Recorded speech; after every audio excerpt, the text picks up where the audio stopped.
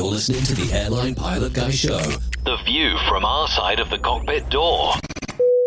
WAPG.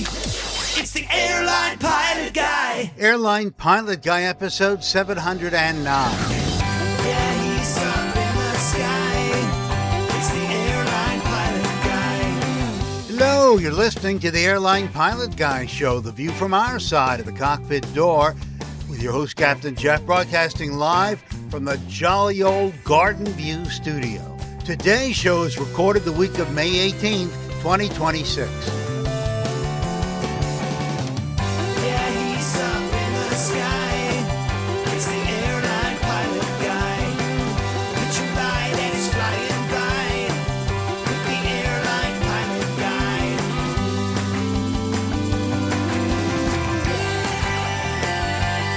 In today's episode, two Navy warplanes collide during an air show in Idaho, and the Coast Guard rescues 11 people stranded at sea after their plane crashes near Florida. Also ahead, more news and your feedback. So get all settled in. Tray tables and seat backs in the upright and lock positions. Electronic devices powered on. I'm Radio Roger, and Flight 709 is ready for pushback. Thank you, Radio Roger. He's an award-winning TV and radio reporter currently at the number one all-news station in the nation, 1010 Wins on 92.3 FM in New York City! Welcome to the Airline Pilot Guy Show. It's an aviation podcast covering the latest in aviation news and answering your great feedback.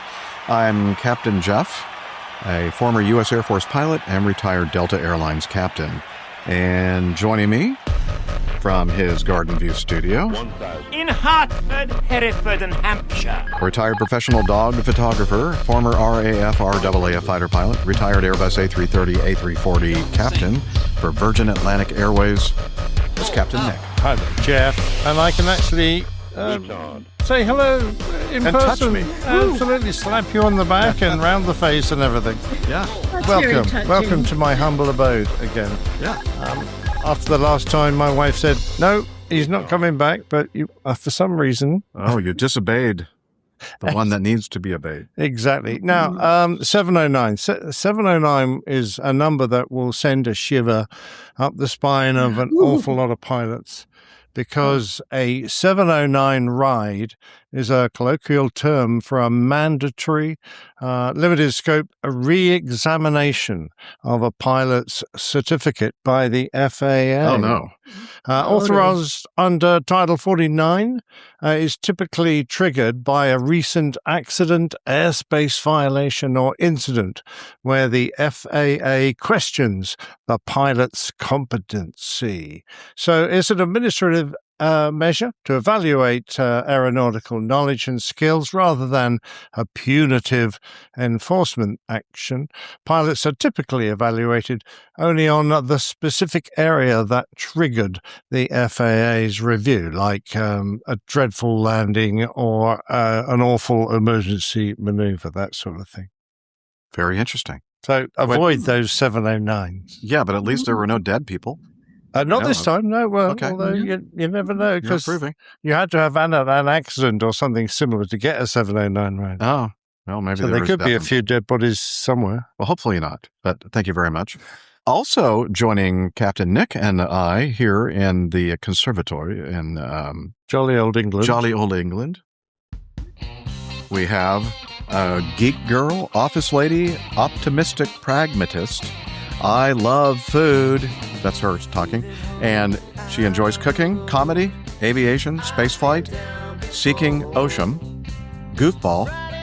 It's the terrific Tanya Weiman. Hooray! Hello, friends. We got the band back together. And I'm losing my APG virginity today. So Ooh. be gentle with me. Wow. Okay. Oh, so we should get the show done. Okay, hit this one here. I'm sorry. Things are a little bit different than I'm used to here in the studio. It's not my studio.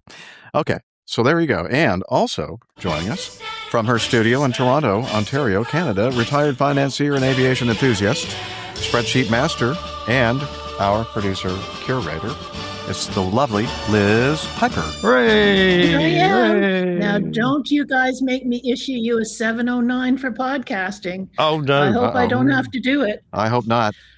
Okay, we'll try to be good. Have a good show. Thank you. Bye. Bye. So now I think it's time for us to do some aviation news.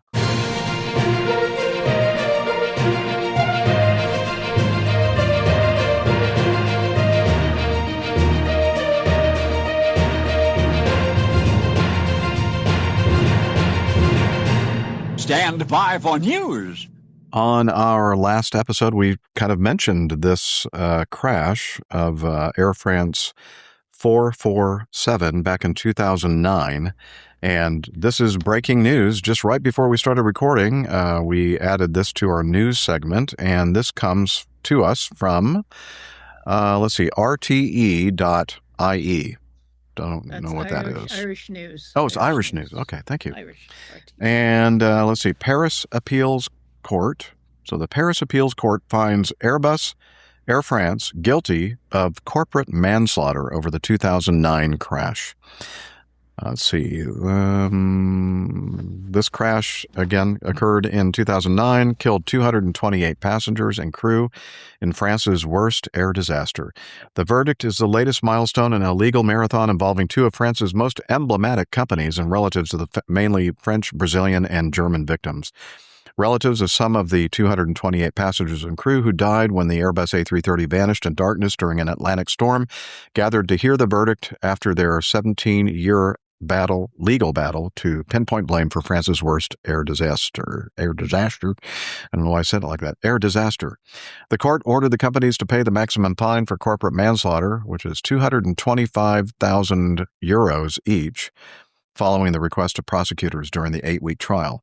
In 2023, a lower court had cleared the two companies, both of which had repeatedly denied the charges. The maximum fines amounting to just a few minutes of either company's revenue have been widely dismissed as a token penalty, but family groups have said a conviction would represent a recognition of their plight. So, interesting. The lower court said that Air France and Airbus were not guilty of manslaughter back in 2023, but there were appeals made, and it looks like I don't know if this is the final judgment or not. They've predicted there'll be appeals to the country's highest court, potentially dragging the process out for years. So they've basically won all, really. It's like a football match, and they're going to go into extra time and get a result. The lawyers will be happy. Oh, yeah, lawyers will be lapping this up. Yeah. All right. Any thoughts, Tanya, about this? Well, it's just, it's sad, It's sad because terrible tragedy. It's a terrible tragedy, and then having to kind of just, go through trudge it up, process. Yeah, it drags out and drags out and drags out. Jeff, wasn't this on your first podcast? I think that's why actually, I went back when I was editing because I'd mentioned that on the last show, 708, that APG episode 001 was basically because it was just me, talked about this crash but this recording occurred in 2011. I'm thinking, wait, the crash occurred in 2009. So basically what I was talking about on episode 1 was an update to the crash investigation. So yeah, not the original crash. All right. So there you have it. Moving on. Here we go.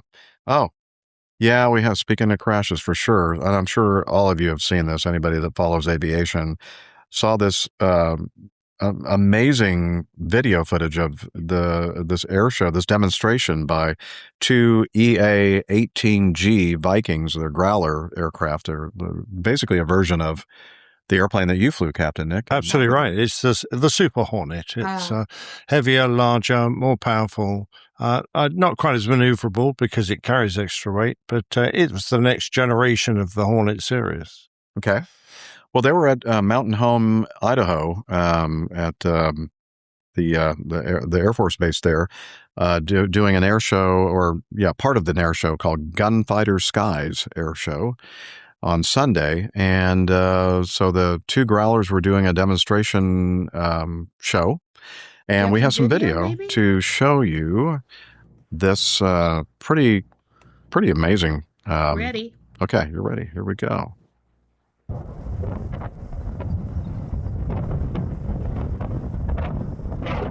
I mean, it doesn't even look real. Yeah, I know. No, it looks like they're glued together, doesn't it? That's incredible. It's just unbelievable they all get out safely. It really is a miracle that I was afraid they were going to go down into the fire. Misaligned just enough. Not initially, but then somehow, when they were kind of stuck together, they ended up just offsetting just enough for both cockpits, for both crew members in each airplane to successfully eject. And I did a follow-up on it, and they said that sorry about the noise there from the video, but they said that only one of the 4 crew members, 2 pilots and 2 electronics weapons officers, EWOs, or what is the other thing we call them? WIZOs, I think is another word for that.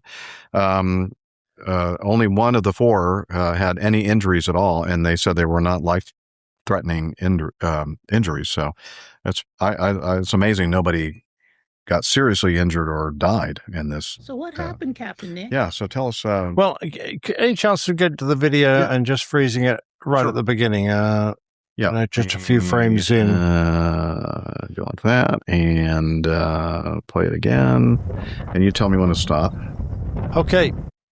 To me, there are 2 aircraft and one is formatting on the other. And the aircraft that is above, I believe, is the wingman. Mm-hmm. And now the big problem with the formatting with the F-18, if you get above your leader, he very quickly becomes hidden by the Lexes, the leading edge extensions, that aerodynamic feature that stretches up beside the cockpit and gives a lot of the nose authority of the Hornet because of the extra lift it generates.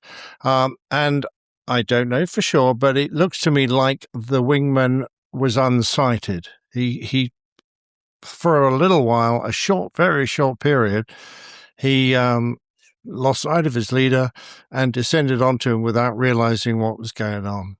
Now, I haven't seen a high enough quality video to be sure of that, but that to me looks like what was happening. And the leaders just sit there bumbling along, and the wingman descends onto him. It could have been that he had a problem with the aircraft and he couldn't prevent that maneuver. But generally speaking, when you're in formation, if you are that close to another aircraft and you lose sight, you would fly a breakaway maneuver. So you would very firmly fly the aircraft into a safe piece of sky that you knew was clear.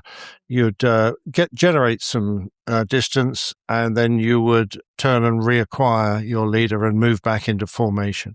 So it's something that military pilots practice very regularly. It's one of the first maneuvers you learn, in fact, as you're approaching to start formating. You practice a breakaway, and you've got to be able to do that safely before you kind of really progress into anything more dramatic. Yeah, that's what we taught in the in pilot training, was how to when you're starting to teach formation flying. That's, as Captain Nick just said, that's one of the very first things that you teach, is like, if it's not going right, it looks like you're going to hit the other airplane or you lose sight of the airplane, then this is what you do to safely get yourself separated. Now, sorry, Liz is trying to ask a question. Right. There. Liz, go ahead. Why do you think they stuck together like that? Like what? I think something lodged on one airframe lodged into the other, and it's like having a motor car accident. I had one not that long ago where I got rammed from behind, and the metal got twisted, and our 2 cars got locked together.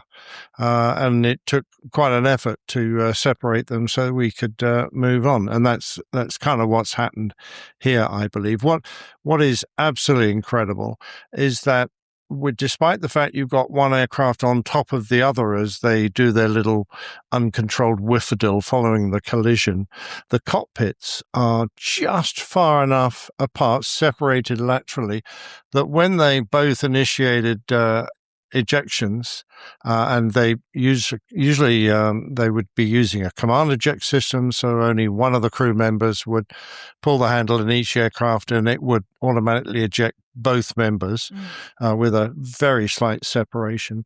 The seats from the lower aircraft managed to find a clear path past the aircraft on top, and everyone survived, because it would have been, it's quite a miracle, really, because it would have been so easy for that aircraft on top to have obscured a clear path, and those ejector seats would have struck the other aircraft, and, that would have been disastrous for the crew members. Jeff, Nick, can I ask another question? So the engines were going full bore there when they got together, when they stuck together. Were the engines just going in the same direction when they were together? Like, I just think of the power of those engines. What was happening there? Do you know what I mean? Not sure, but I mean, when you're in formation, you don't necessarily have the engines at full power. Okay. Certainly not with reheating, unless you're doing a specific maneuver. You can put the reheats in formation and formate. You do during a takeoff, for example, but it's not that common. They would have had similar power levels because they've been in formation and they're flying the same airspeed and got the same demands on the engines on both aircraft. So when they hit, those engines would have been producing a very similar amount of power, not quite full power. Which would have helped them almost stay together in a way. Like it wasn't. Yeah, it wouldn't there wasn't a force pulling them apart. It wouldn't have forced a separation necessarily. I mean, they did eventually, of course. They're probably not actually, because I think they were still more or less together when they hit the ground. But I mean, that is just a freak result of their collision.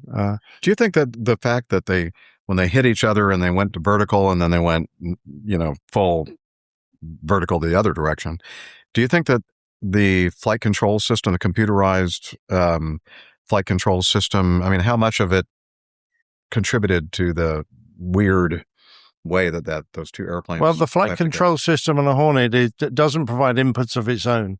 The pilots have to provide the inputs. So, and it just goes through the computerized control system. Okay. So if the pilots were still trying to maneuver the aircraft away from each other, then that would have helped. But the maneuvers they formed, I think, were partly because they had a big pitch up because of the collision, and they would have lost a huge amount of airspeed. So they were just flat plating through the air at that point, caused by just the momentum of the aircraft and the result of the collision. So I don't think any of those were necessarily caused by the aircraft themselves. They might have been caused by the pilots trying to get away from each other. Okay. But they ejected very quickly after, so there wasn't a lot of time for anything much to happen. Do you think they just like took a chance, because obviously you have to eject, right? Otherwise, it's going to be a disaster. But do you think they actually had time to say, okay, we'll eject at this time, or it's just like we just got to eject and see what happens? The guys on top, that's fine. They've got a clear path to eject. The guys underneath, they may or may not have been aware of the aircraft and its proximity. They just know they've been hit. And the airplane's doing a really weird thing. Yeah. Exactly. And if it's, say, the front seater command ejecting them, he might not have a very good view back to see where the nose of the other aircraft is. And he may have just gone, we're out of here, and pulled the handle, not realizing just the proximity. Or they might have been collected enough to turn around, have a look, assess the situation, and say, let's get out of here while we can, while it's safe. And that might have been the situation. You'd have to ask them. Let's see here. I guess we should move on to the next item. All right. This from the New York Times. Have you heard of it? 11 rescued from a raft after a plane crash off the coast of Florida. Okay. So this was a Super King Air 300, designation Beechcraft BE-30. It was flying from Marsh Harbor in the Bahamas to, I believe, Grand Bahamas International Airport. I think that's in Freeport. And something happened that caused the pilot to determine that he couldn't land there, and he continued to the west toward the state of Florida, hoping to get, I think, to land at Melbourne or one of the airports along the coast there. Didn't quite make it. About 80 miles off of the coast, he ditched the aircraft. Now, there's mentioning in a couple different news sources that there was an engine failure, but as we all know, or most of us know, a Beechcraft King Air 300 has 2 engines. And why you would ditch an airplane that still had an operating engine, I don't know. That doesn't seem to make sense to me. So I don't know. We really don't know. I haven't been able to see on any of the reports exactly what happened, if there were 2 engines shut down or maybe a fuel contamination problem or something that caused both engines to fail. Then there was no choice but to ditch in the ocean, or was there still an operating engine and maybe the pilot didn't feel like he had the skills or whatever to land that airplane with a single engine with 10 passengers? I don't know. I mean, this is all speculation at this point. We really don't know. And as hard as I tried to find some more detailed information about the crash and exactly what or the ditching and what caused it, haven't seen anything. And now hopefully we'll hear something eventually on the investigation. But the interesting thing about this, and the reason, I think one of the reasons it made such big headlines, is the fact that after the ditching, 80 miles off the coastline of Florida, the passengers and the pilot were just floating along in a life raft and hoping that somebody knows that they were in the ocean floating around. And they were floating around for about 5 hours before they finally saw a helicopter appear overhead. They were safely rescued by, let's see, I think it was a joint effort by the Coast Guard, Air Force Reserve Command. It turns out that there was an Air Force combat search and rescue helicopter crew training off the east coast of Florida when the civilian plane transmitted its distress signal. The helicopter was asked to check the signal and then redirected to assist in the search of survivors alongside other Coast Guard and Air Force crews. Within minutes, rescuers found a group of people clinging to a life raft, huddled under a tarp in choppy waters. They'd been in the raft for about 5 hours, and you could tell, this is a quote from Captain Rory Whipple, an Air Force combat rescue officer. He said, you could just tell by looking at them that they were in distress, physically, mentally, and emotionally. Look at the weather there in that picture. It looks the weather in the picture is just horrible. I mean, it's dark. You can see the rain shaft coming from a thunderstorm cell behind them in the background of this picture that you're probably looking at on the chapter images right now. If not, please look in our show notes for this article. But I mean, and I did see some videos of a news conference where the survivors were discussing their plight in this, and many of them were not hopeful that anybody even knew that they had ditched into the ocean, and they were thinking that nobody's going to ever rescue us. And it was such an amazing moment when they heard the helicopter and saw the helicopter overhead. All right. Okay, to round out our crashes at the moment. Okay. We're on the crashing theme. A medical plane crashes in New Mexico, killing all 4 aboard. Again, this is from the New York Times and another article from another source. The plane was traveling from Roswell to Sierra Blanca Regional Airport, a trip of less than 30 minutes. Roswell. No, not Roswell, Georgia, Roswell, New Mexico. Firefighters were working to contain a blaze that caused by the crash. This airplane was a Beechcraft King Air 90. Went down in the Capitan Mountains, northwest of the village of Ruidoso at about 4 a.m. local time, the FAA said on Thursday morning.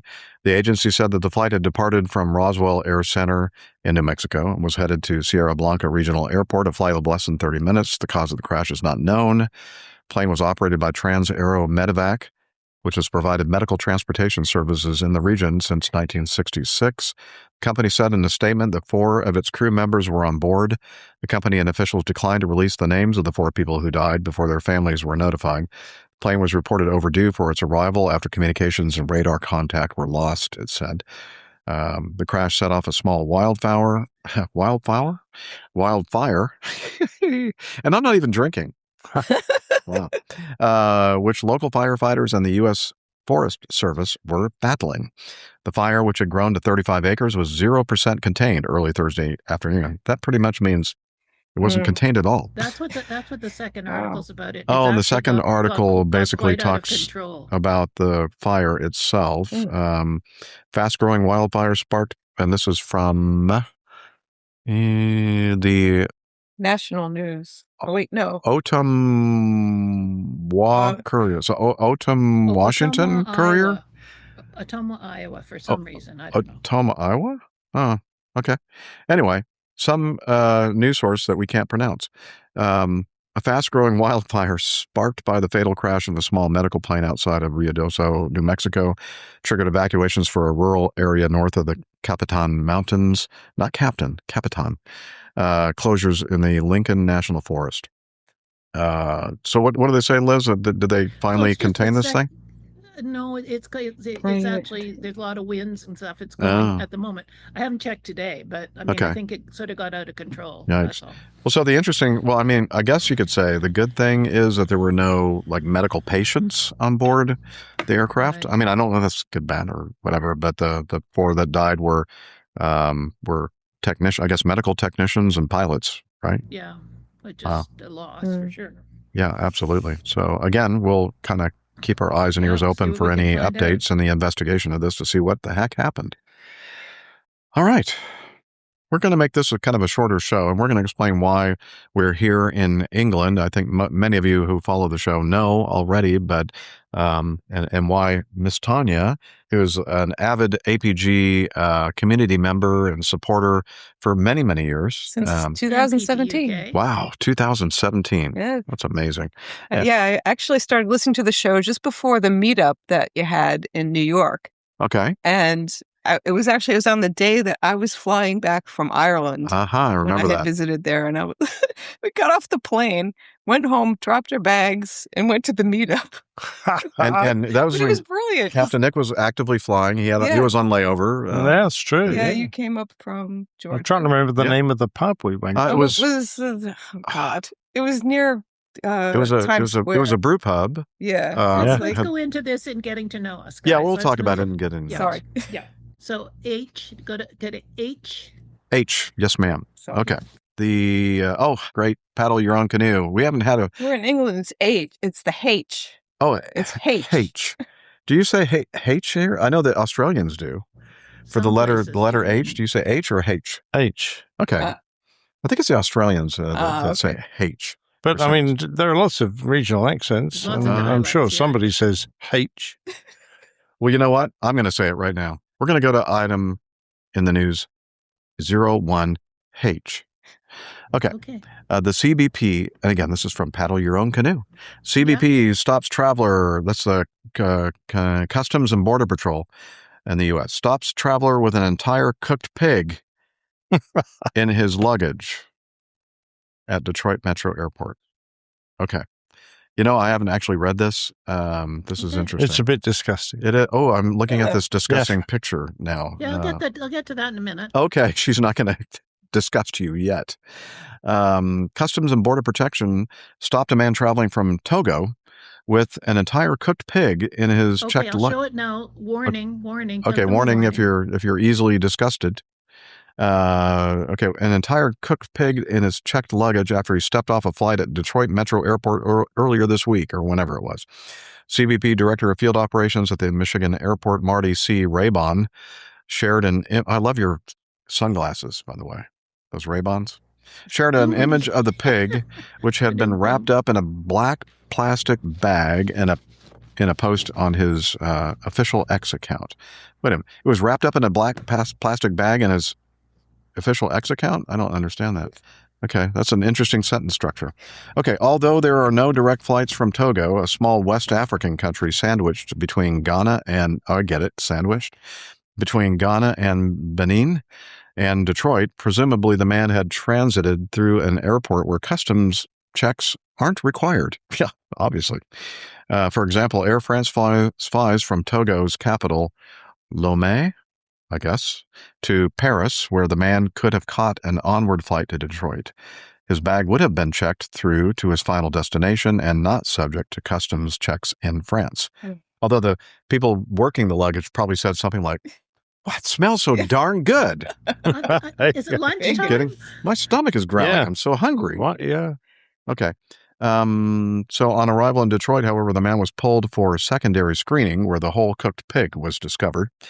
Raybon points out that pork products are generally prohibited due to risk of introducing African swine fever in the U.S.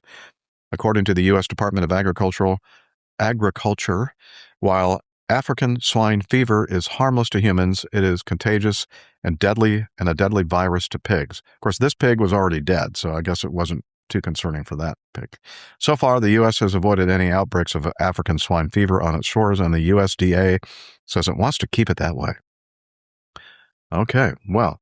Okay, well, that don't bring is- your cooked pigs in your luggage. Yeah, another public service announcement. PSA, It yeah. doesn't look like a very big pig. No, it doesn't. I mean, It's like I've a- seen It's a pigs, pig. that Maybe have it's a been half piglet. the size of a house. You Yeah. couldn't Yeah. get that in your luggage. It looks more like a piglet. Or as piglet. Liz is saying, a suckling pig. Ah, Or sickening, if you You can prefer. get that Yeah. at one of my favorite restaurants in New York. oh, Really? Okay, well, put that on the Well, you calendar. won't be getting that one. All right. I know a lot of countries, that's Half quite a an hour, delicacy. guys. You're half an hour in. Cooked whole pig. Okay. Well, you know what we're going to do? Since this is kind of a special show, and we're going to make it a little shorter than Yeah. normal. We're going to go ahead and play this sound bumper because it's time to get to know us. It's that time of the show where we talk about what we've been doing between shows and maybe even during shows. So, yeah. See, should I just start explaining why we're that's at probably Captain best. Nick's place? Yeah. Okay. So give it we're in this. context. This is not the first time that we've recorded a show in the conservatory. How do I say it? Either way is acceptable. It's beautiful, and a nice addition, I must say, is the split AC unit, and I feel this beautifully cold air just falling on top of us. Absolutely, yes. It's a beautiful day we had here. a hot summer last year, Yeah. so we thought that was a good addition. Are the Absolutely. rooms more expensive now, Jeff, now that you've got air conditioning? No, there's no aircon in his room. Yeah. I Oh. purposely, Yeah, so we Perfect. didn't put it in the spare room. couldn't charge me Perfect. anymore. We didn't want to attract any more visitors than we had No. to. Got it. And they were hoping that the fact that there was no air conditioning in my room would prevent me from coming. They were wrong. But we forgot that you're used to Atlanta weather. Yeah. Or But we hot do and have air sticky. conditioning, I have to say. But anyway, What, so you air condition the whole state? That's well, I mean, clever. inside How do you my do that? well, at least my apartment is okay. Anyway, I flew in on Monday evening, arriving here on Tuesday afternoon, and thankfully, due to his generosity and courtesy, Captain Nick picked me up from the that's all right. No big and deal. it had You been a were while. quick. So, well, thank you. Well, and that's not always a good thing. Ah. Thank you for laughing at my suggestive jokes. Yeah, so we came back here and had a lovely lunch and got reacquainted and all that kind of stuff. And then the next day, Dr. Steph was picked up from the airport. Yeah, she wasn't nearly as quick, No, even though she didn't even have any packed, yeah, I had checked baggage. luggage.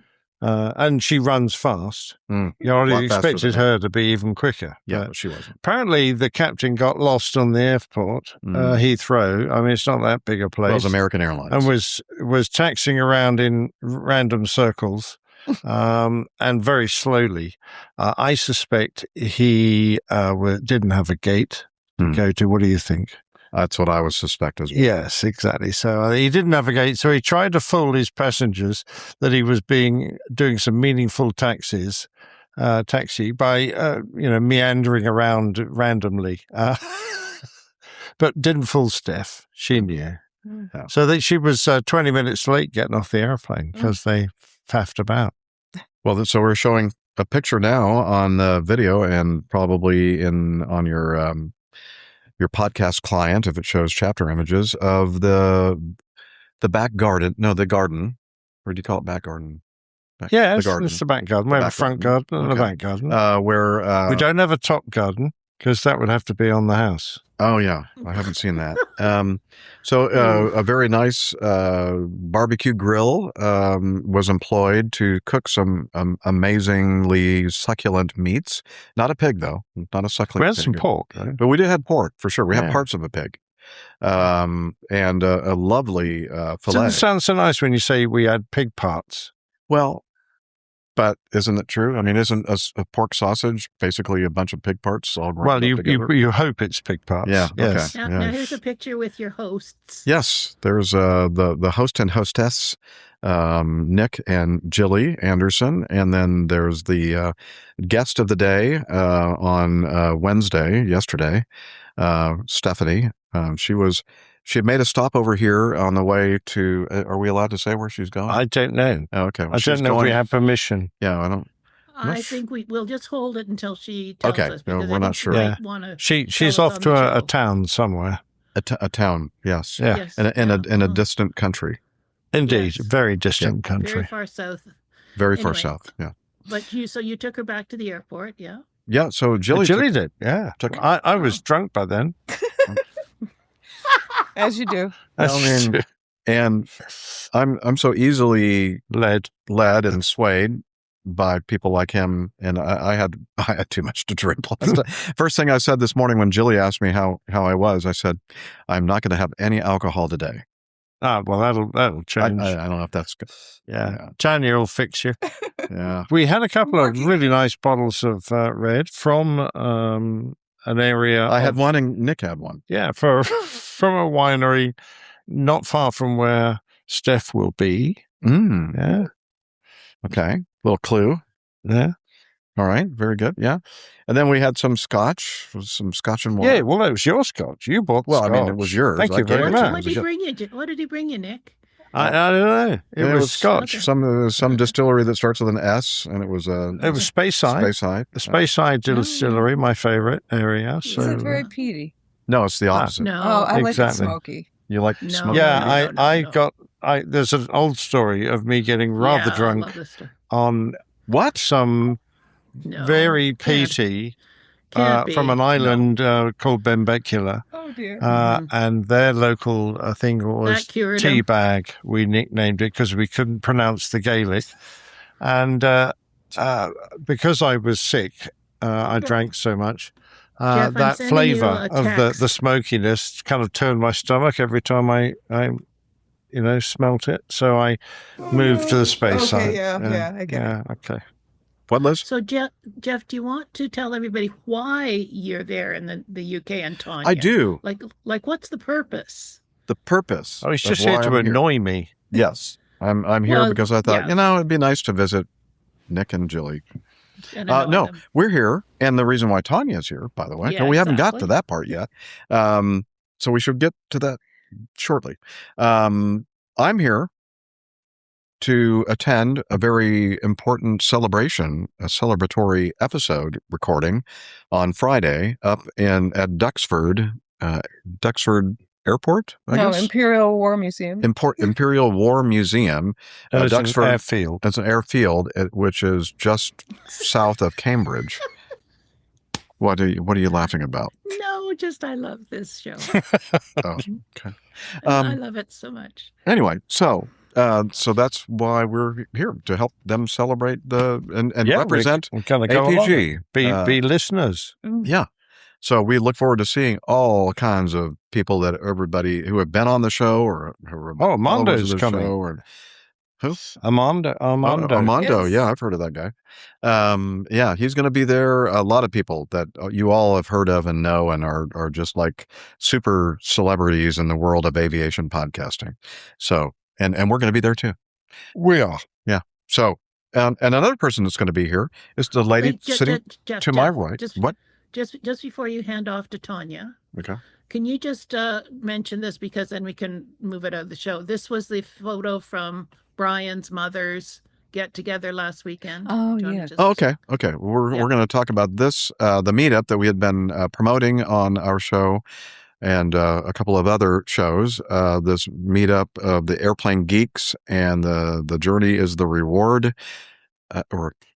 Yeah, that's right. Yeah, Journey isn't is it? the reward. I always get confused with reward and award. I don't know why.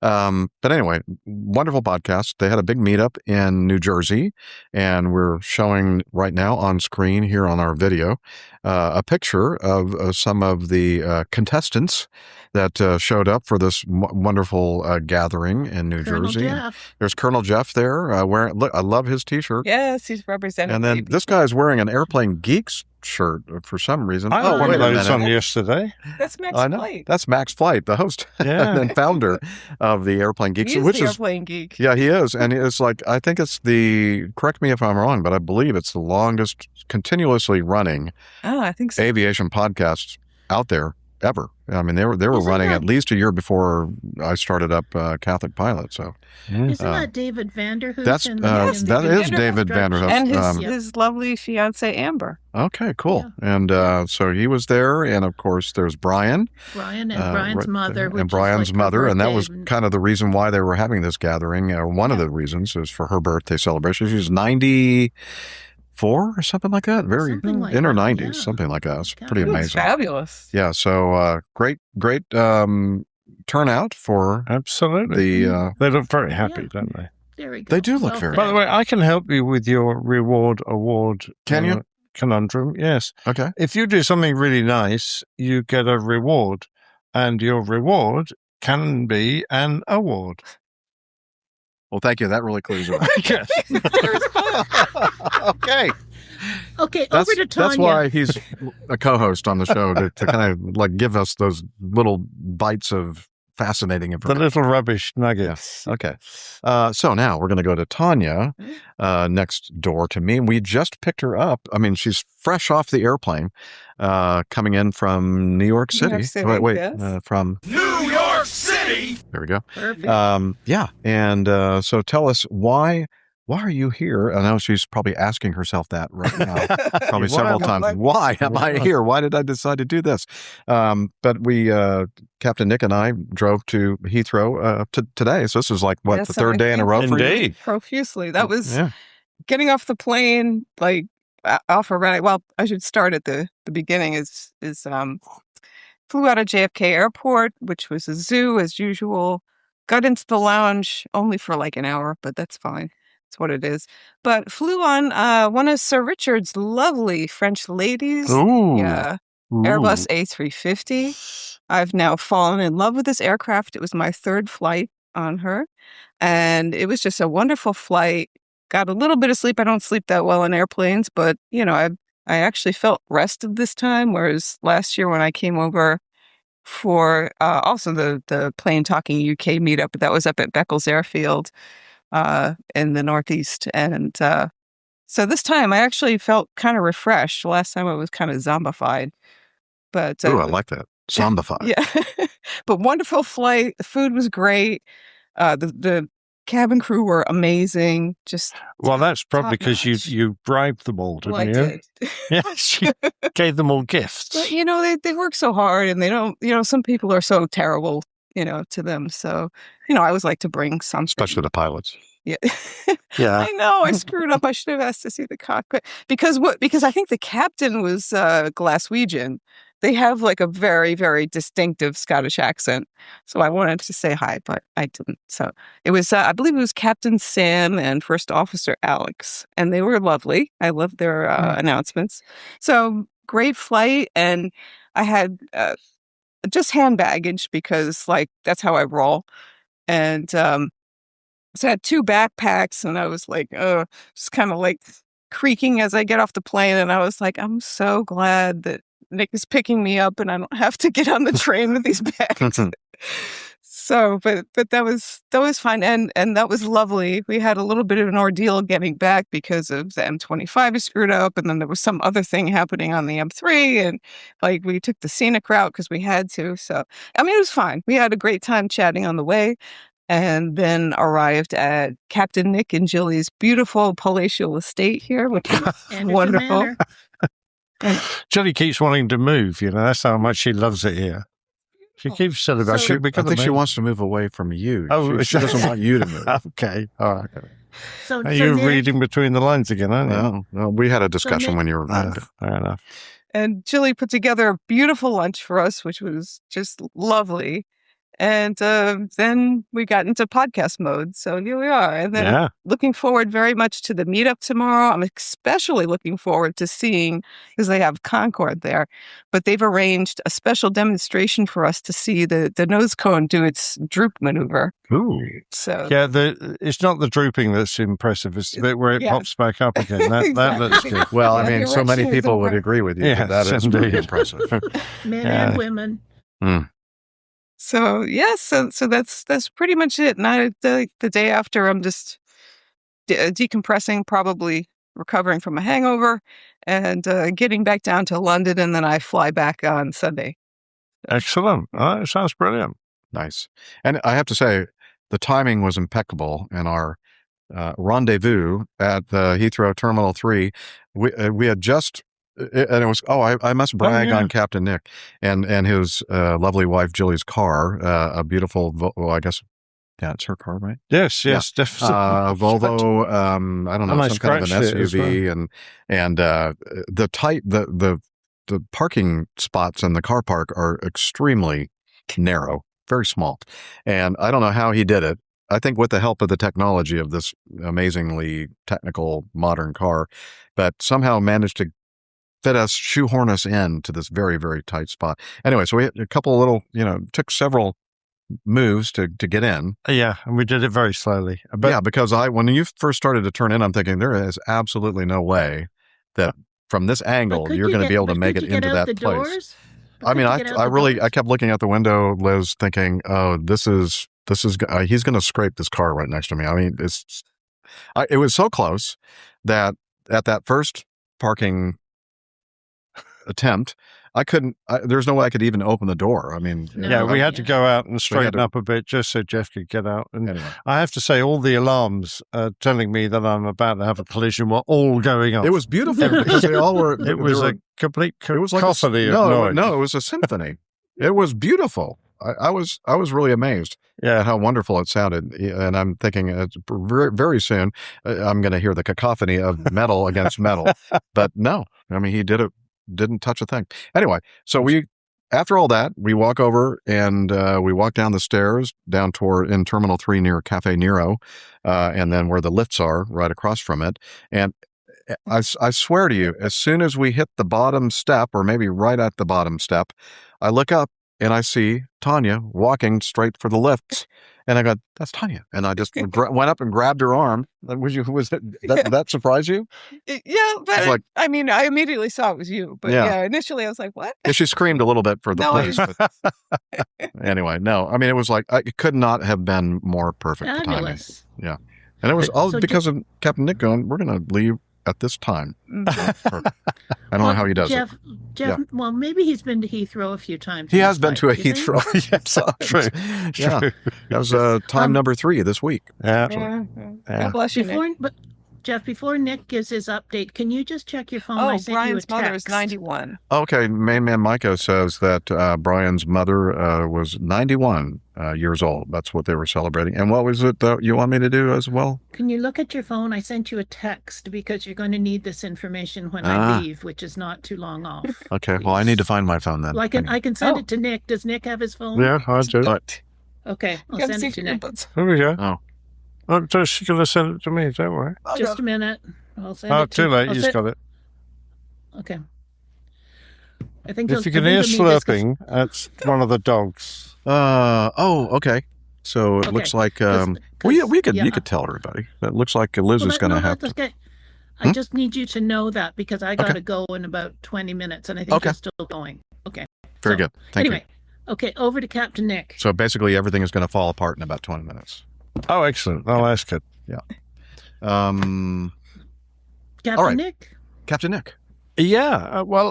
The highlight of my week actually was involved in it's a great friend of mine, Captain Nige. Nothing to do with you two. Nothing to do with those two. So he arranged a visit to the Martin Baker headquarters, the factory up near Denham Airport, and he arranged for a tour of the factory. Now, Nige, as most of us know, jumped out of a Hawk and a Mark 10 Martin Baker ejector seat. And he's got the tie. Yes, he has got the tie and the watch and everything. And we had a good look around now. Unfortunately, I wasn't allowed to film a lot of it, but we certainly had a look around the reception area. And it was there that they have this fantastic wall-sized picture of an ejector seat going off, and all the names of the current holders of the famous Martin Baker tie, and Nigel very quickly zeroed in and found his name on the wall there, which was absolutely great. And we had a super tour and met a great number of the employees there and thoroughly enjoyed ourselves. Nigel, in fact, was introduced to the sons of the founder of Martin Baker, who he passed the company on to his two sons, who are now in their 80s, I think. And they were there, and they had a little presentation of a certificate for Nigel because they found out that someone who had survived an ejector seat, abandonment was in the factory. And that was very touching and lovely. Nigel made a point of going and thanking as many of the employees as he could, because he said, without the skill and the endeavor of Martin Baker, the skill of the employees, and without their fantastic product, he said he would have died 40 years ago, and as a result, his 4 grandchildren would never have been born. And so, he said, you've given me my life back and continued my family's into the next generation and beyond. So, it was very touching from that point of view. This picture of him sitting in that seat is just a great picture. Yeah, there he is sitting in, I think it's the Mark 16, that is, which looks like a damned armchair. It looks nicer than my stressless massage chair. It looks so cool. And they explained all the recent modifications that have happened to the seat to make them even more efficient and faster acting and this kind of stuff. So they now include a head box which holds the parachute, which actually is fired off the seat to speed the rate at which the parachute deploys. And the fact that the timing and the sensing of the environment around the seat is now done by computer and by electronics on the seat. Although we were all a bit skeptical, but he said, but the mechanical backup systems are still in place. So if for some reason the electrics are fried, think about a big war, there's going to be perhaps a few nukes flying around, and EMP, electromagnetic pulses that could destroy delicate avionics, electrical, equipment, computer chips, all that kind of stuff. You would need a mechanical backup to make the seat work, which is what they've done. So, and I have to say, I'm so proud of them. For a British company, a small family-run British company, their most advanced seats are in the F-35, and they are just something to behold. They are incredibly clever seats, and I'm delighted to see them still going. There's Nigel pointing out his name. Nigel is pointing to his name on a plaque on the wall, like. Yeah, I had to show him where it was. He thought he was Les Harvey or something. Oh, really? Well, Yeah, and I said, no, mate, that's you there, Nigel Demery. that checks. Yeah, that's the one. And Nick, isn't it 7,000 plus lives that they? Yeah, plus an extra 4 because those seats Yes. of the Growlers that we used just the other day, that was another 4 to add on. So they've got an amazing number. Anyway, I've got a little video from the reception area just before we started our tour proper, and I think Jeff can play it. Yeah, Liz, if you'll put that on the. Yeah, there you go. All right, Yep. here we go. We've got a 54% market share, so we are the biggest and the best. Yeah. Oh, I don't think anyone debates the best, but so, yeah. I mean, Aces is pretty good, but they don't have the same reputation for some reason. I wonder It why. always looks, they've got steel bars where we've got nice Cushions. cushions. Well, weight actually has a lot to do with it, doesn't it? The performance, every millimetre count sort of thing. And the innovation since I've started working here, I've had the privilege of looking into how things work, because part of my job is I'm a training partner, so I teach the operatives who make the seats how the seats work and how to carry out the processes to build the seats. So what's your function? So I'm a training partner. So Trading or training? Training. So my job is to work with the cell leaders and help them train their operatives so they have the skills they need to do the job properly. How long does it take to train up a guy that walks in on day one?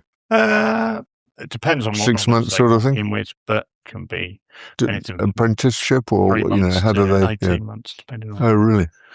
Yeah. So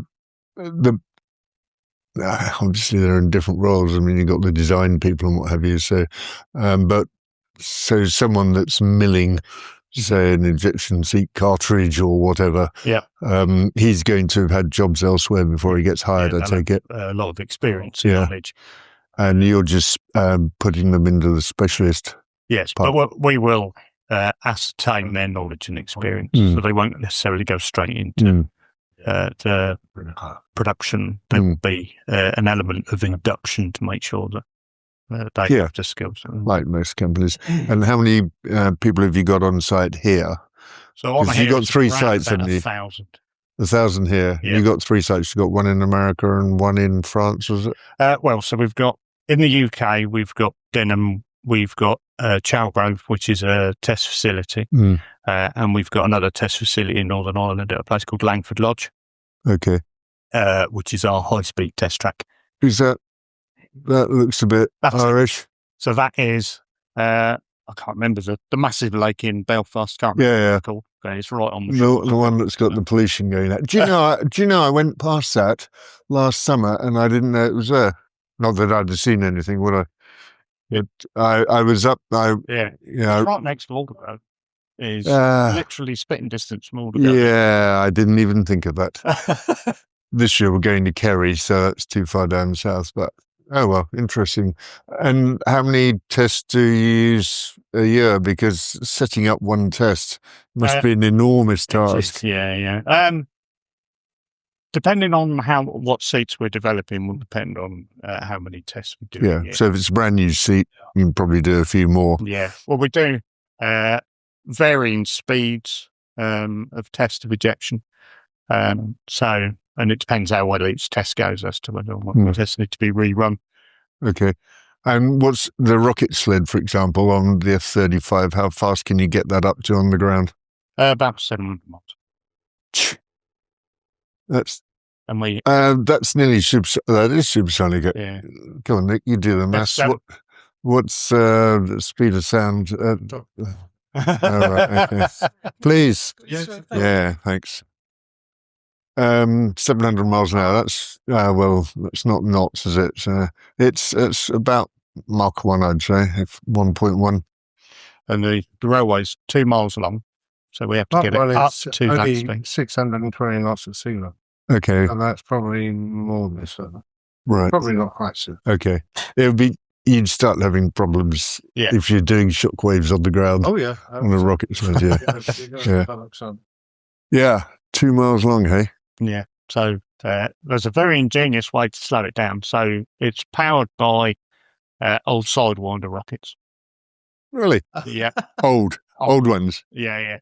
And obviously just I hope the propellant's a bit newer than 50 years old. It's time expired rockets. But yeah, so they'll hoon it down the track, and it's 0 to 60 in less than 8 feet. It's faster than my Harley. So yeah, the acceleration. Right. Yeah, that was fantastic, and thanks very much to Nige for sorting that. By the way, we did go to a lovely restaurant nearby at the Denham Airport afterwards called Biggles, and yeah, I don't think Biggles did the cooking, but it was great. If you happen to be in the area and want a bit of fine dining, then Biggles. Anyway, the one stat that really made me gasp was that of all their ejector seats they have made, 10% of them have been used in anger. And I went, wow, that's a huge number. I never expected it to be that high. I thought it would be something like 1 in 100. But to have 10% of your seats go is just remarkable. It just shows perhaps the dangers of military flying in comparison with civil flying. But that is incredible, and all those lives saved by Marlin Baker. Very, very good, thoroughly enjoyable. Cool. Thank you for sharing that tour with us. No problem. All right, we're going to do some cover art. Yeah, I'm not at my usual computer, so I can't remember exactly what all the suggestions were.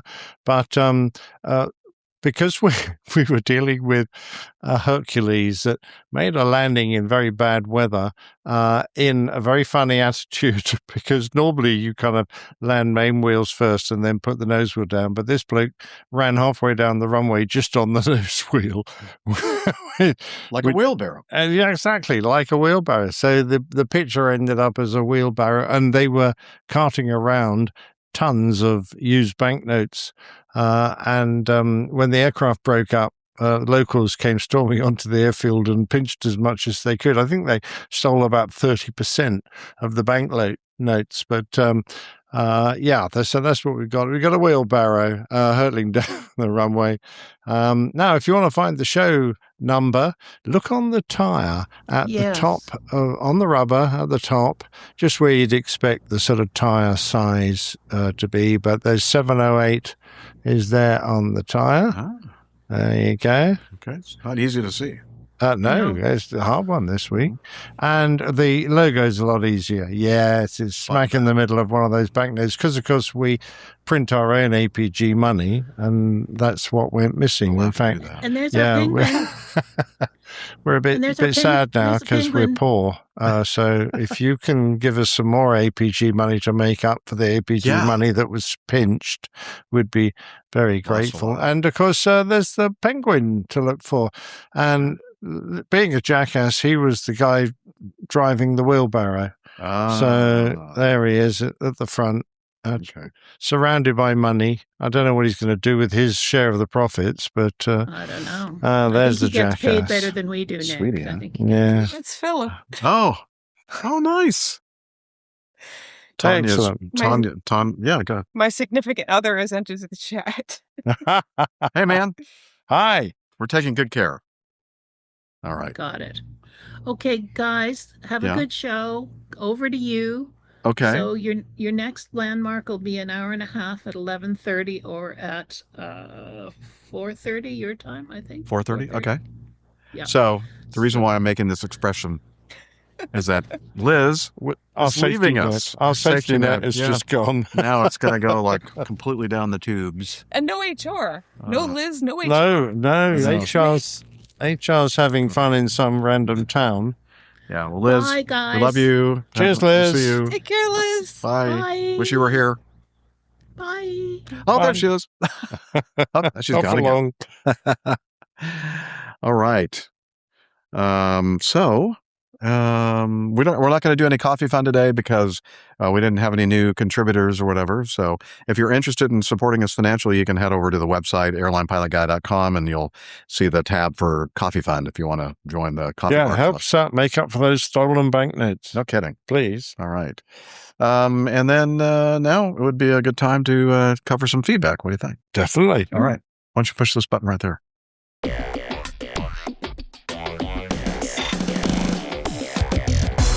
Captain, incoming message. Okay, we're going to start off our feedback segment with this from Robert Thompson in Tucker, Georgia. It's not Robert Tucker, although it looks like it, doesn't it? But that's where he lives. Robert in Tucker. In Tucker, yeah. He does it on purpose to throw me off. He says, "G'day," but actually evening, APG crew from LAX. I don't recall this coming up on an episode, so I thought I would share. Thank you for sharing, Robert. We're about to time hop across the Pacific, skip Saturday over to Brisbane. It came up on things to do in Queensland. Okay. The Qantas Founders Museum, but in researching, it's about a 13-hour one trek. 13-hour long trek into the outback from our Brisbane hotel, and there may only be one expensive flight to Longreach every few days. I don't think I can make this trip, but it looks quite unique, and maybe the crew would agree. Okay, so he sends us a link to... By the way, I would suggest you go to Townsville rather than Brisbane if you want to go visit this museum, because it's about half that travel time from Townsville than it is from Brizzy. Okay. Shall we play some of this video? Sure. I'm not sure how long it is, but we'll start it. That's what she said. Oh, you know what I need to do? Because Liz is not here to do this for me, so I need to go over here and go like that, and share screen, and find the window, and this one here, and share. Okay. And now I'm going to do it like this. So difficult. Okay, here we go. Qantas Founders Museum, Longreach. Welcome to Wander, Explore, Discover. Today we're going to explore the Qantas Founders Museum in Longreach. The museum is open daily from 8 a.m. to 4 p.m. and has a lovely cafe and gift shop. In today's video, we will show you the highlights of the economy experience, which includes entry to the museum's main entrance hall and the National Heritage Hangar. There is a range of other experiences, including tours of the air park, the undercover area with the 747, 707 and other planes you can see on the way in. You can also do a wing walk and luminescent Longreach, the evening light show. If you want more places to wander, explore and discover, subscribe to our channel for new videos every week. The Qantas Founders Museum tells the history of Australia's national airline from its early beginnings in outback Queensland in the 1920s to the present day. It is brought to life through various life-size exhibits, historical artefacts and interactive displays.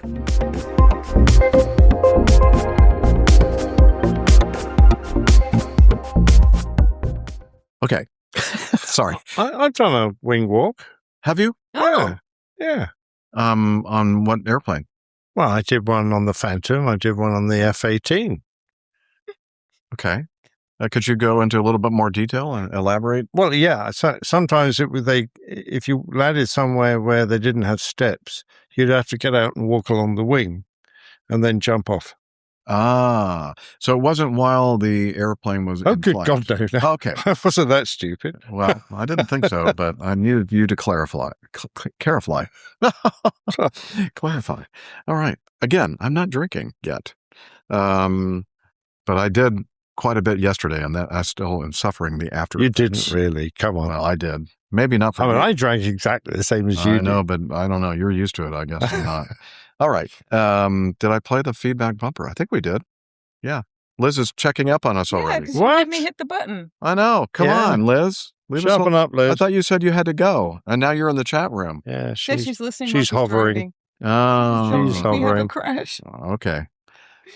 She wants to hear how much of a train wreck this is going to be and how much she's appreciated. Okay. I get it. All right. Let's move to this. Thank you, Robert, for sending us the link to that. And if you want to watch the entire video, we just watched about maybe 20% of it. If you want to watch the rest of it, please look for the link in the show notes. That 7.0, wasn't that owned by an American actor? Oh, yeah. Yeah, that guy. He was in Get Shorty. Yeah. And Saturday Night Live. Saturday Night Fever. But he was on Saturday Night Live too, huh? John Travolta? Yes, John Travolta. Absolutely, Yeah. yes. He became an honorary captain with Qantas. Okay. Well, now, the one interesting thing I saw in there is that, like, a couple of, like, the vintage displays had Qantas as, like, with the periods in between it. So what does it stand for then? Is it Queensland something? Yes. Yeah, Queensland and Northern Territory. QAN, Queensland and Northern Territories Air Service. Oh, okay. That's what I guess. That's why it's no U in it, even though people who don't know, they usually spell Qantas with a U because it's, what is it? It's an acronym. Thank you. Because it's an acronym. Yeah, that's why it's all in all caps. I think. But there ought to be full stops. You're quite right. There ought to be full stops everywhere. But so they're cheating, aren't they? So, like right here, in spelling it like that make it look like a word, like a capital Indeed. Q, and then I never knew it was. but it's actually Isn't that cool? All right. Thanks again, Robert, for that, and hope everything is going well in Tucker, Georgia.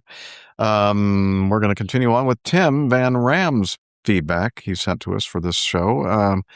Rules is the name of his feedback, or his title of his feedback. For the amusement of all fun APGers, I found this sign on the wall of Wagon Train Restaurant in Truckee, California. Yeah, that's heading up toward Lake Tahoe. That's like Max, not Max Flight, the other Max. It's like his territory. Max, who? Oh my God, Trescott. Oh, Trescott, that's right, because he's out in the Bay Area, yeah. Yes. Yes, not too far from the Bay Area. Anyway, he says, I found this sign on the wall of Wagon Train Restaurant in Truckee. They have other aviation-related items as well. I'm sharing this sign as it tickled my funny bone. And that's all we want to know. Yeah, this would be very funny if you were a captain. It wouldn't be quite so funny if you were a first officer. Oh, really? Well, why? Shall we read some of these rules? Yeah. Okay. Go ahead, Captain. Well, he says no co-pilot could possibly know all the rules. If the pilot suspects the co-pilot knows all the rules, he must immediately change some or all of the rules. Yes. The pilot is never wrong. If the pilot is wrong, it's due to a misunderstanding, which was a direct result of something the co-pilot did or said wrong. The co-pilot must apologize immediately for causing said misunderstanding. I think, Tanya, maybe can you read the next one? The pilot may change his mind at any time, and the co-pilot must never change his mind without the express written consent of the pilot. Wow. Yeah, maybe even engraved. The pilot has every right to be angry or upset at any time. The co-pilot must remain calm at all times, unless the pilot wants him to be angry and or upset. The co-pilot is expected to mind read at all times. Yes. They're pretty clever, That these is true. co-pilots. Yeah. The pilot is ready when he is ready, and the co-pilot must be ready at all times. Any attempt to document the rules could result in bodily harm. The co-pilot who doesn't abide by the rules is grounded. Oh, golly. That's a tough set of rules, eh? The good thing is that the normal progression of things in this world is that co-pilot who we're making fun of and putting all kinds of unreasonable rules placed upon him, will someday be the captain, and then he can, in turn, make that's what his co-pilot's perpetuates life. all these rules, because all the captains were once first officers who suffered under them, so they have no compunction about keeping those rules there, and they become captains. Very good. Thank you very much, Tim, for sharing that with us, and we hope that your flight training is going well, sir. Yes. Do you know any of the rules? Okay. This was sent in as a link from Jim Fulton, test pilot documentary from 1970.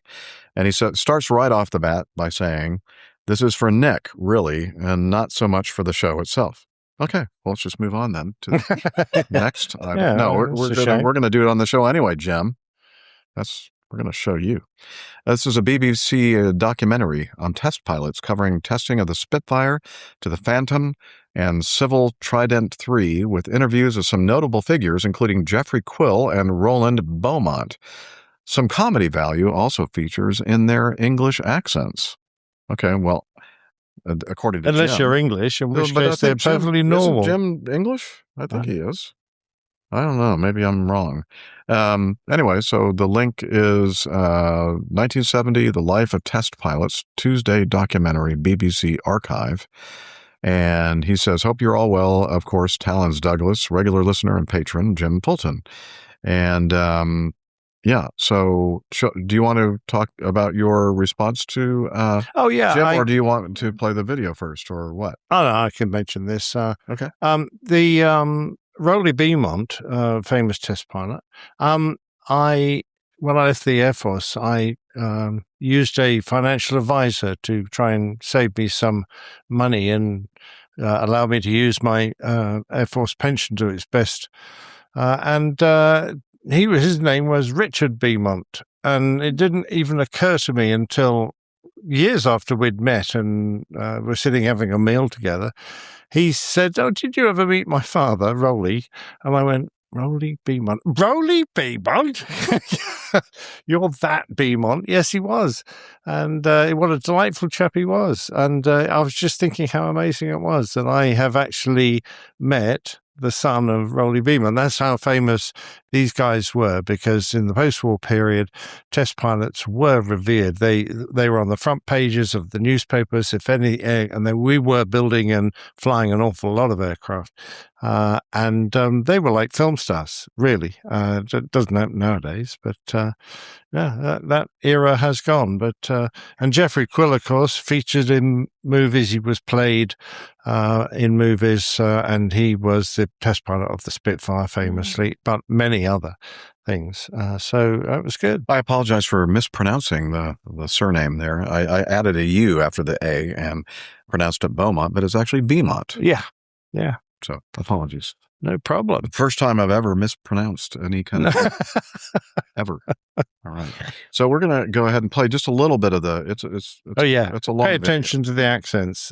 We call it received English, I think. It's very proper. Okay. Ah. Here we go.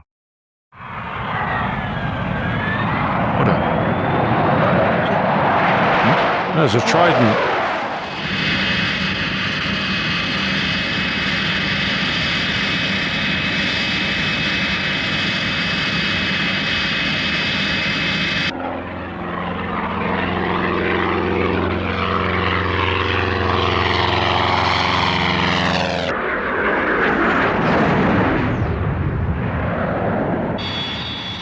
We made the test pilot a hero figure of our age, modest, carefree, invariably handsome, young. He might also die young, but somehow that added to the legend. But did we simply make another myth?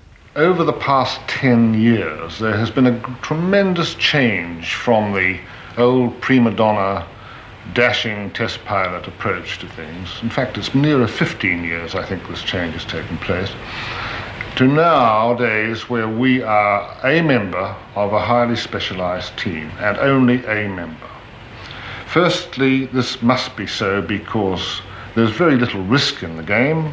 It's too expensive to take big risks, so that every stage, whether it's design, engineering, development, testing, improving, or the actual flying, has to be approached very slowly. Every one of the team is in at each phase, knowing what goes on, and when it comes to the flight phase, we are only just extending that testing. This is all we're doing. We're not trying something out new and unknown ever again. This is far too expensive and risky. All right. So there's a little teaser, a little snippet of this. Yeah, I'm terrified because now Jeff is going to start trying to imitate Englishmen. Nah, don't worry, I can't. He's going to sound like them, and it's going to be awful. Yeah, well, I mean, I sound awful to begin with, so it won't be much different. Well, you don't sound like a Californian, that's for sure. No, at one point I did when I was an actual Californian. So this is something Tanya wants to share. She sent us some feedback while we were listening to that last piece of feedback. This is courtesy of the Telegraph. Here, I'll see if I know it's going to be hard to see this, but see, it's on her phone, and this is real because it's on her phone. Yeah, X. it's on X or Twitter or whatever you want to call it. Next generation. Okay, we all know what the Spitfire is, right? It's a beautiful World War II era aircraft, right? Definitely. Next generation Spitfire could put aircraft back into production. Creators of Aerolite Spitfire Type 433 they're confident the concept model will result in new fleets of the famed fighter jet taking to the skies.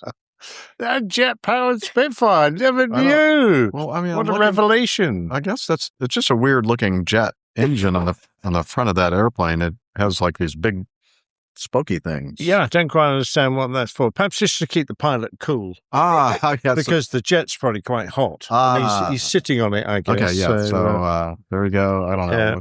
For the video people, that's all you get. But for those of you listening to the audio-only podcast, we'll make sure I put a link to this in the show notes so you can get a better picture of this jet fighter, famed jet fighter. Indeed. Yeah. Wow. I love jet fighters. Way to go. Especially the propeller-driven ones. Yes. All right. Very good. Thank you for sharing that, Tanya. I think. Let's continue with why can't I find the window I'm looking for? That's because I'm pushing the wrong thing. Well, you know what? Look at this. We're getting to the end. Wow. Let's do it all. That'll really annoy Liz. Do what? Just do it all. Let's finish all feedback. Okay. I think she's listening, so okay. It was Nick's idea, not mine. So Sam Bolog sent us some feedback, and the title of his feedback is Question. You're wondering what the question is. Well, I'm going to tell you. Hello, I came across this ad and is wondering why Lockheed and Boeing are not included in the model descriptions. Ooh, that sounds intriguing. What's that all about? Let's see what he's talking about here. Why don't we? Okay. Like this, and Liz usually does this for me, but I'm doing it. There we go. And TWA. TWA, Trans World Airlines. Here we go. It's an old commercial for Trans World Airlines. TWA 747. In 1970, by being the first to fly it across the country, we opened up a whole new era in big, wide cross-country travel. It was the most comfortable, most advanced plane in the air. Now, only a few years later, we have a plane that's even more comfortable, even more advanced. TWA's 1011. It's the culmination of every improvement and every comfort we've ever thought of. We've made part of first class a dining room with big, comfortable swivel seats. You can even make reservations as you would in a restaurant. In the big, spacious coach, we put in unique 2x2 seating, so you'll never be more than one seat from the aisle. But what's most important isn't that it's big and comfortable. It's that it's the most advanced plane ever built. In fact, it uses some of the same technology that landed men on the moon. If you liked our 747, you'll love our 1011. It's what an airplane should be. And that's what makes TWA what... Ray! What? Somebody just turned him off. Yeah. But I think he was just about to say, and the guys that pilot the L-1011s are the best pilots in the world. Yeah, of course. That's why I think Sam cut it off, because he didn't want me to get a big head, I think. So too late. Yeah, well, that's true. Anyway, so that is kind of odd that they referred to the airplanes as the TWA 747. Exactly, and the TWA L-1011. Yeah. Or no, not L-1011, just 1011. Yeah. Interesting. Yeah. Very, very unusual, I think. Thank you for sending that in, Sam. And guess what? That's going to bring us to the end of our show. So it's going to be a little bit shorter show than normal, but that's okay because we have We have a lot of drinking to do. Drinking planned and eating and carousing. Yeah. I mean, not too much. an early start tomorrow, so we can't be late to bed because we've got a 2-hour drive to get to our destination. Ooh, okay. And Tanya wants to be there in time to see the droopy thing. Yes. And the undrooping of the droopy thing. Yes. Yes. Which is the best part.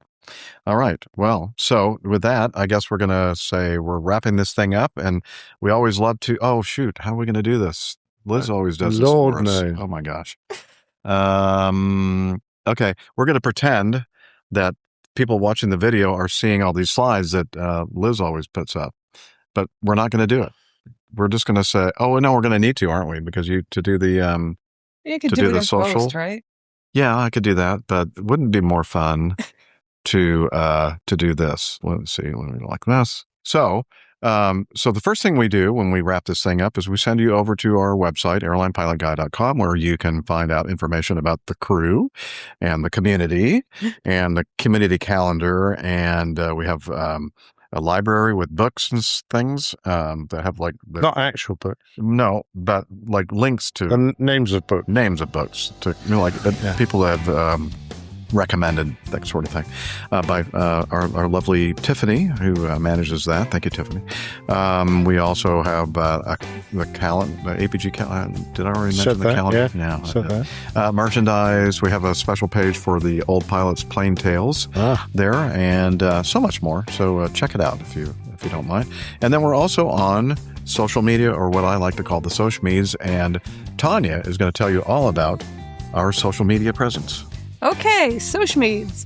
You can find the Airline Pilot Guy podcast on Facebook at facebook.com/airlinepilotguy, on X, formerly known as Twitter, at APG Crew, on Instagram at instagram.com/APG Crew, and at youtube.com/airlinepilotguy. Where you can watch the...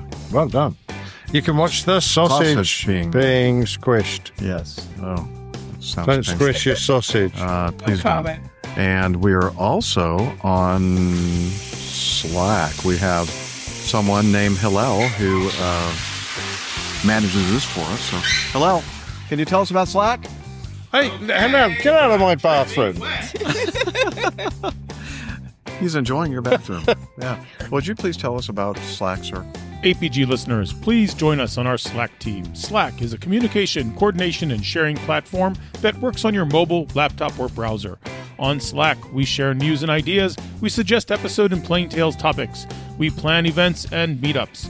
To get into the Slack team, please email me at slack@airlinepilotguy.com. That's SLACK, Sierra Lima Alpha Charlie Kilo @airlinepilotguy.com. Or send me a tweet with your preferred email address to @Hillel, and I'll send you an invitation. That's Hillel, spelled Hotel India 11 Echo 1, and see you in Slack.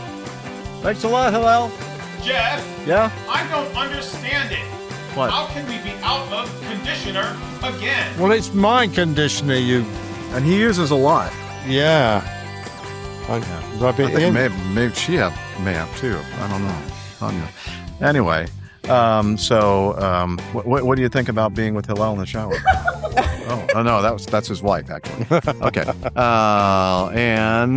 Let's see what else. Oh, we always do this. We want to thank Liz, who bailed on us. Yeah, she's our wonderful Thanks for producer, leaving us in the Lurch Liz. You really couldn't even tell that she wasn't could that here. be a show title? What? Leaving us in the Lurch Liz. Yeah, it could definitely be. Oh, yeah, okay. I like it. All right, and we'd also like to thank our live audience. Thank you so much for coming every week and being a big part of our show. We really appreciate you. We love you. And with that, we're going to end our show. And thank you, Tanya, for being our special Yeah, it's been brilliant. guest host. Yeah, great to have you aboard. Yay. All right. With that, we're going to wish you clear skies, unlimited visibility, and tailwinds. Take care, and talons, Douglas. Ta-ta for now. Cheers, everyone. Yeah, he's up in the sky. It's the airline pilot guy. Good day.